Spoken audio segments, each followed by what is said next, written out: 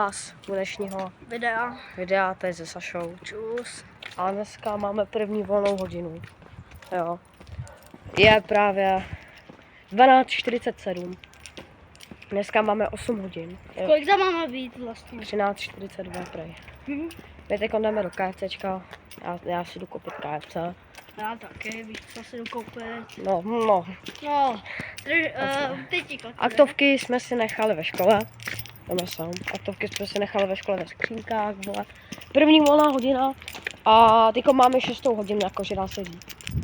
No a teďko pak budeme mít ještě 2 hodiny. Jako to je strašný.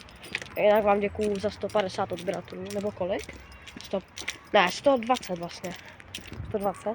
Asi pak, kamo, já asi nevím, ale asi pak nezvědnu oběd. Jo. Jo, sebou domů. Já budu mít KFCčko a oběd si asi nebudu dávat, protože já mám chuť na KFC. Strašně moc. Koupím si teda jeden kyblík pro jednoho a možná jeden cheeseburger, nevím. No, asi něco taky vemu, jako třeba si koupit. A nebo si ještě zajdu do Lidlu, protože mám 100 Lidl.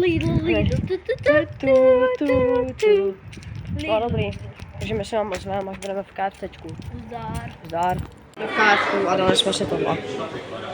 Jo. Tohle. No a sám ozváš to dožerat, jo. Já budem v Lidlu. Já sám budem v Lidlu, takže zatím čus.